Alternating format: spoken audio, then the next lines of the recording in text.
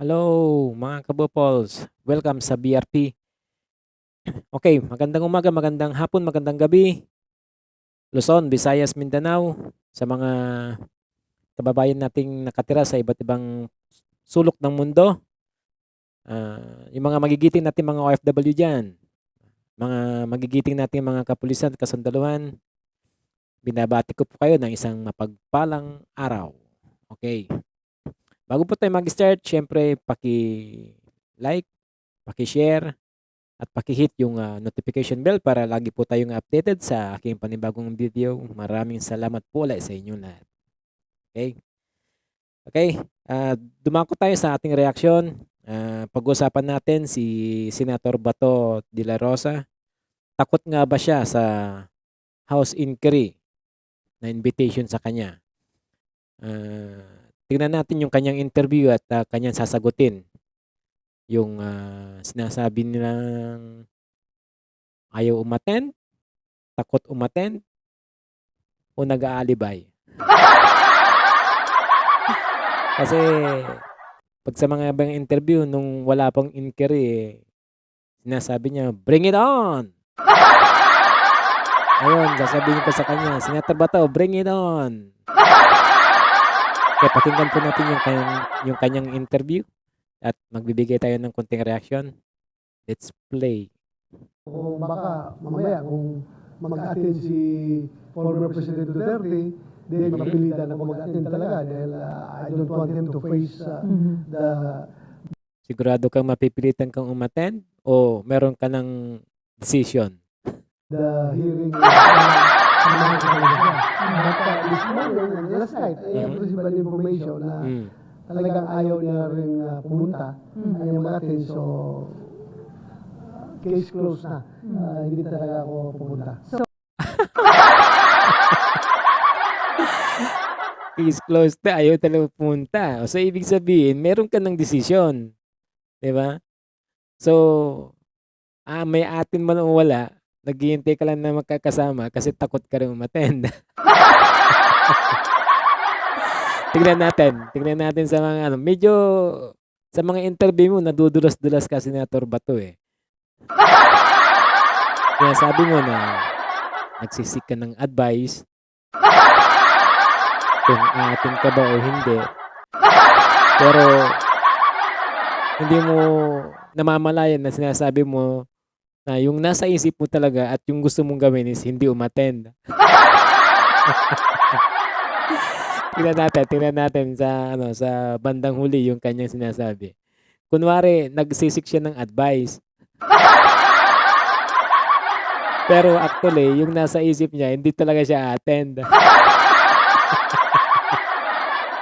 Sige, tuloy natin. Final na. Ano yung concern niyo, sir? Baka hindi maging maganda yung treatment, kaya ayaw niyo marap sa House inquiry? Hindi naman, wala man akong problema. Expected naman talaga natin yan kapag ano, no, yung mga lalong-lalo na yung mga makakaliwa na mga member ng lower house, they will be ganging up on me. Takot ka doon. Alam mo na yan eh. Alam mo na pala eh. But wala akong problema doon. Sa akin lang is ayaw ko maging president. Ayaw ko maging president as far as violating the time-honored and institutionally enshrined tradition of the legislature na yung interparliamentary or inter-chamber courtesy. So, i-clarify. Ang dami mong explanations, Sir Bato. Pero ang bottom line mo niyan, hindi ka talaga attend. Sabi mo walang problema, pero bottom line, hindi ka pa rin na-attend. Ito yun ang problema. Diba? Sabi mo walang problema, pero hindi ka attend. Hindi may problema. Kasi nga, ayaw mong umattend. Diba? Sasabihin mo walang problema. So, ibig sabihin, kung walang problema, attend ka dapat. Tama? Okay, sige, tuloy. In-advise po ba kayo ni SP Escudero not to attend? Yes, sabi niya sa akin siya, you may not attend. So, I sought his advice, his guidance. Nung lumabas yung informasyon na gano'n, tinanong ko siya kung ano ba guidance mo sa akin, attend ba ako or hindi. Sabi niya, you may not attend. Sinungaling! Ling! Ling! Ling! Ling! Sinungaling! Ling! Ling! Ling! Hindi ganyan ang sinabi ni Senator Chis Escudero. Sinungaling! Ling! Ling! Ling! Ling! Hindi ganyan ang sinabi ni Senator Chis Escudero. For your information, Senator Bato de la Rosa. Ang sabi niya, you may or you may not attend. Merong kang option. Hindi niya sinabing ang option na binigay niya sa'yo hindi ka umattend. You may or you may not attend. Malinaw yun. Pero bakit ang sinasabi mo ngayon dyan, you may not attend lang? So, ibig sabihin, one way ka lang, one way direction lang ang sinasabi mo. Ang sabi ni Senator Chis Escudero sa'yo, you may or you may not attend.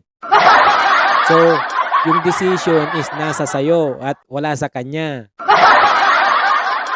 So, ano yung pinagsasabi mo ngayon na sinasabi mo na ang advice niya sa'yo you may not attend.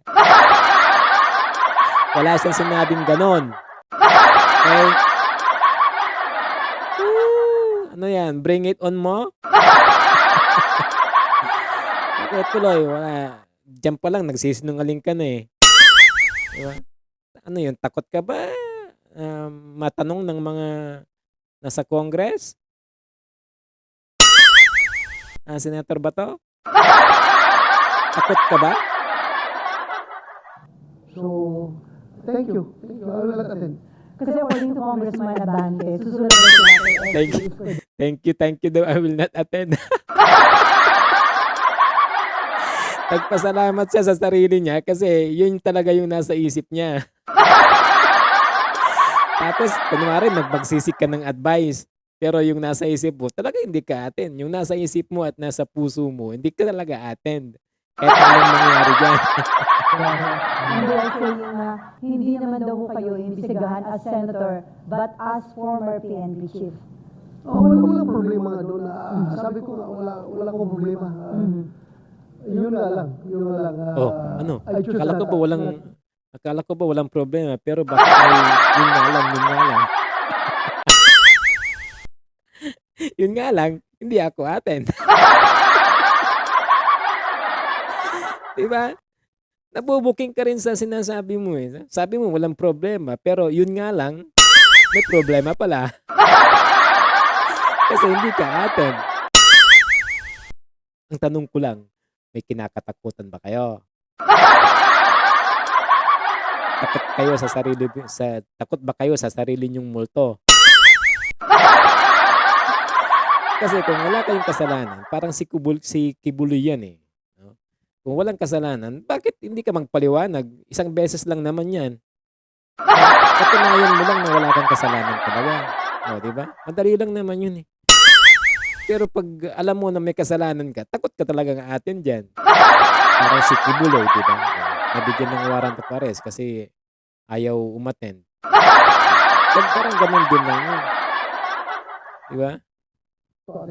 May option naman tayo eh. They can invite us. And we can also invite them. But we Correct reserve ka the dyan. option to attend or not. And also them, pwede rin sila imbitahan at pwede rin silang hindi mag-attend. Depende sa kanila. Depende rin sa akin. Tama yan, tama rin yan. Pero Pero, may final decision is not to attend.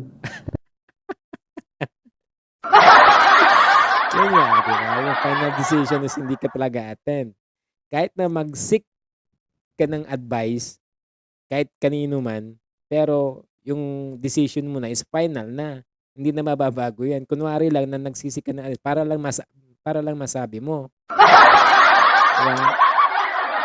Ganun yun. Okay, tuloy. Pero sir, hindi ba parang mapagkakaitan kayo ng chance to answer directly yung mga issue may kaugnayan dun sa nangyari sa war on drugs ng former administration? Hindi yan ay pagkait sa akin because noon pa man, hindi pa nakulong si dating Senator Laila de Lima, nag-imbestiga na siya noon. At saka yung House of Representatives, nag-imbestiga na rin noon. So parang tingin ko, pabalik-balik na lang yung investigation. If they have the goods, they have the evidence, then why not file in court? Yep. Alam mo, pare-parehas kayo ng sinasabi ni Kibuloy. Sabi niya, pag sila ang papatawag at pa-explain, mag-file na lang sa korte. Diba? Oo, di ba na may mga nag-file sa korte sa kanila, doon nga sa US, di ba? Nagkaroon din siya ng warrant. Di ba? Hinahanap siya ngayon sa US. Wanted siya doon. Ganon din, di ba? Alam niyo kung bakit hindi nag-pursue yung sinasabi mong kaso na nag-imbestiga sila? Kasi pinakulong niyo yung nag-imbestiga eh. Paano niya maitutuloy yung investigasyon niya kung kayo mismo pinakulong niyo yung nag-imbestiga? 'Di ba nakulong si Laila de Lima hanggang matapos yung termino ni Duterte? Hanggang sa first year ni Marcos administration, nakakulong siya. Oh, ngayon na itutuloy. 'Di ba? Kasi ngayon nila alam na ngayon yung totoong may justice. Nung panahon nyo, hindi sila magkakaroon ng justice. Diba? Ganun din si Trillanes, di ba? Sabi niya noon, anong sabi niya? Bakit ngayon lang niya final yung mga kaso? Ang sagot niya, kasi pag ipa-file niya during Duterte's administration, walang mangyayari. Ngayon naniniwala siya na during President Marcos administration, hindi siya makikialam. Kaya alam niya na may mangyayari at may patutunguhan. Ganun yun. Malinaw na ba, Sir Bato? Pabalik-balik na lang. So, sabi ko, for me, I find it useless. Hindi yan pabalik-balik eh. Hindi ka pa nga uma-attend eh. Yung pabalik-balik, yung umattend ka na ng ilang beses, tapos walang nangyayari. Isubukan mong umattend ng isang beses. Sige nga. Bring it on. Sige, try natin. Bring it on. May malalaman ka pang bring it on kay Senator Trillanes na sinasabi yung bring it on. Pero yan, try mo mag-bring it on dyan. Sige nga. Masasayang lang yung oras natin at pabalik-balik lang yung tanong. Walang pabalik-balik. Hindi ka pa nga uma-attend eh. Wala pa nga tinatanong sa'yo kasi hindi ko uma-attend. Anong pabalik-balik doon? Subukan mong bumalik doon isang beses lang. Sige nga. Pabalik-balik kasi. Yun. Mga kabopos, napakinggan nyo yung kanyang interview at kanyang mga sagot. Ang sabi niya, hindi talaga siya attend. Pero nagsisik siya ng advice. Pero wala namang problema. Sabi niya. Ang problema nga lang, hindi siya attend. Ay, nako. Ganyan po sila. Marami silang ganyan. Kibuloy, si Bantag, Tebes. Yan. Hindi sila takot sa kung ano-ano man na hindi atin yung mga yan kasi matitigas ang ulo ng mga yan. Kasing tigas ng bakal, kasing tigas ng bato, kasing tigas ng isang blocking semento. Okay, hanggang dito na lang po tayo mga kabopols. Sana po huwag kalimutang mag-like at mag-subscribe at paki-hit yung notification bell para lagi po kayong updated sa aking panibagong video. God bless po. God bless sa atin lahat. Bye-bye.